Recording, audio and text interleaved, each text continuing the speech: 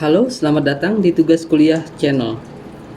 Kali ini kita bersama-sama akan mempelajari komponen sistem bahan bakar EV.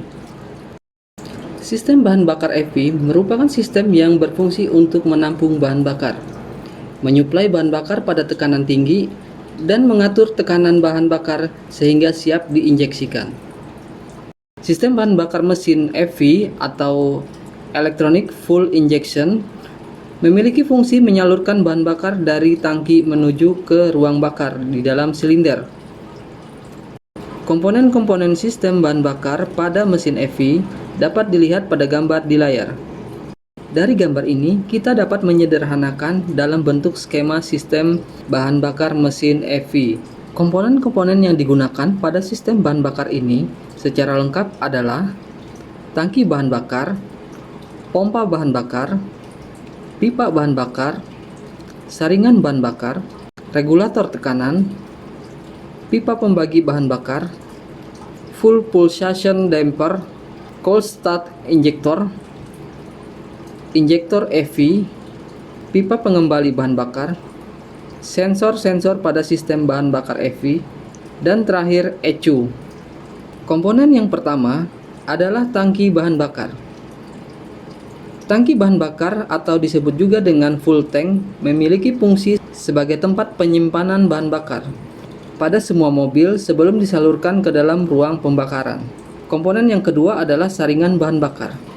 Saringan bahan bakar juga disebut dengan full filter. Peran saringan bahan bakar adalah untuk menyaring kotoran-kotoran yang ada di dalam bahan bakar. Dengan demikian, kotoran-kotoran tersebut tidak menyumbat komponen-komponen lain di bahan bakar lain, sehingga kinerja sistem bahan bakar tidak terganggu. Dan tentu saja, dengan kondisi ini, mesin akan mampu menunjukkan performa aslinya. Komponen berikutnya adalah pompa bahan bakar. Pada mobil dengan bahan bakar bensin, pompa bahan bakar memiliki dua jenis, yakni pompa bahan bakar mekanik dan pompa bahan bakar listrik.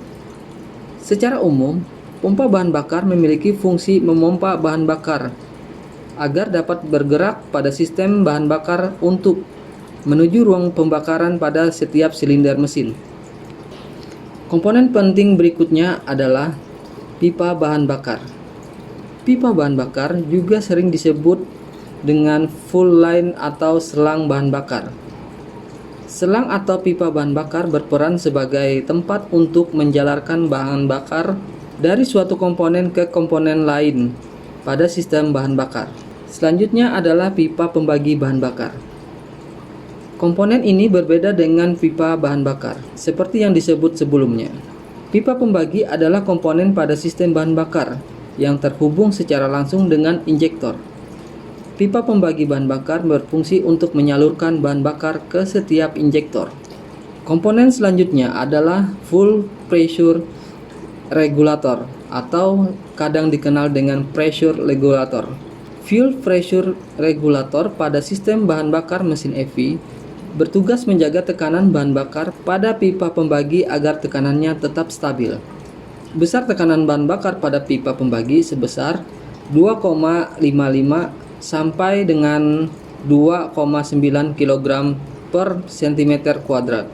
Apabila tekanan bahan bakar pada pipa pembagi melebihi spesifikasi yang telah ditentukan, maka katup pada fuel pressure regulator akan membuka sehingga bahan bakar akan dialirkan kembali ke dalam tangki.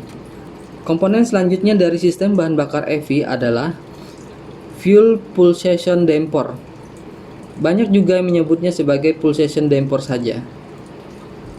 Komponen ini memiliki fungsi mencegah terjadinya fluktuasi tekanan bahan bakar atau dengan kata lain meredam kejutan tekanan bahan bakar di pipa pembagi. Yang perlu diperhatikan adalah pulsation damper tidak terdapat pada semua mesin EV. Selanjutnya adalah injektor. Injektor memiliki fungsi menyemprotkan atau menginjeksikan bahan bakar ke dalam ruang pembakaran. Tetapi sebenarnya masih dapat dibedakan menjadi penginjeksian ke intake manifold yang disebut dengan tipe MPI atau ke ruang bakar yang disebut dengan tipe GDI. Komponen berikutnya adalah cold start injector. Cold start injector merupakan sebuah injektor tambahan. Injektor ini akan bekerja pada saat start mesin dingin. Apa maksudnya? Maksudnya adalah pada saat mesin kondisi dingin, injektor tambahan ini akan membantu penginjeksian injektor utama. Akibatnya tentu saja mesin dingin, sekalipun akan tetap mudah dihidupkan sama seperti saat mesin sudah melakukan warming up. Sama seperti full pulsation damper, cold start injector tidak terdapat pada semua mesin EV. Komponen selanjutnya yang tak kalah penting adalah pipa pengembali. Pipa pengembali bahan bakar memiliki fungsi sebagai tempat menyalurkan kelebihan tekanan bahan bakar pada pipa pembagi untuk kembali ke dalam tangki bahan bakar. Komponen berikutnya adalah sensor-sensor. Ketika berbicara tentang sensor, maka kita masuk ke bagian elektrik EV yang tentu saja termasuk injektor.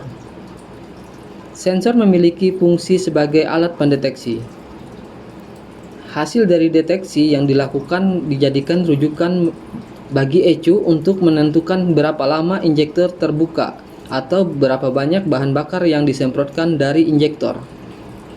Dalam EV, setidaknya terdapat 4 sensor yang mendukung sistem bahan bakar, yaitu yang pertama mass airflow sensor, yang kedua intake air temperature sensor, yang ketiga manifold absolute pressure sensor, yang keempat crankshaft position sensor. Mass airflow sensor adalah salah satu dari berbagai jenis sensor pada sebuah mobil yang saat ini diproduksi. Hampir semua mobil hari ini menggunakan sensor mass airflow sensor atau sensor aliran udara massal, yang juga sering disebut dengan sensor MAF. Sensor MAF adalah salah satu dari berbagai jenis sensor pada sebuah mobil yang saat ini diproduksi. Hampir semua mobil hari ini menggunakan sensor MAF, tetapi masalahnya, setiap komponen ada waktu pemakaian. Dan tentu saja ini menuntut pengetahuan cara kerja sensor MAF atau bahkan mengenali gejala kerusakan sensor MAF. Selanjutnya sensor suhu udara intake atau dikenal dengan sensor IAT telah digunakan sebagai sinyal input engine control unit atau ECU dari sistem EV pertama ke sistem yang saat ini digunakan sebagai persyaratan untuk menghitung volume massa udara untuk muatan udara yang masuk. Ini untuk membantu menentukan kebutuhan bahan bakar mesin yang benar-benar agar sesuai dengan suhu udara pengoperasian. Selanjutnya sensor manifold absolute pressure atau MAP adalah sensor utama karena merasakan beban engine langsung.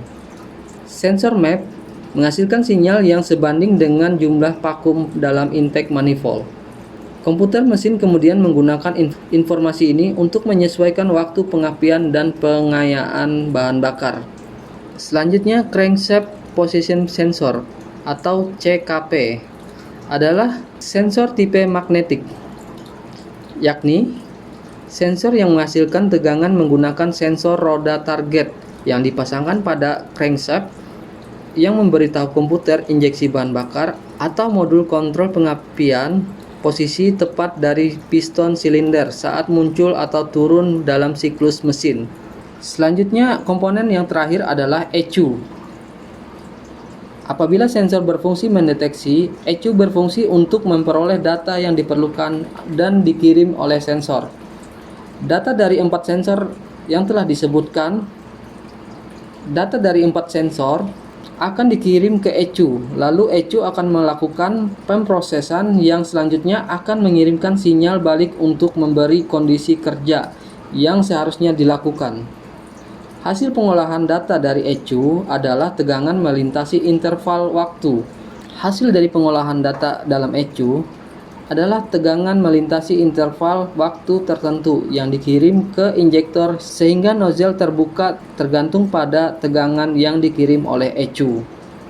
Itulah tadi 12 komponen utama sistem bahan bakar EV.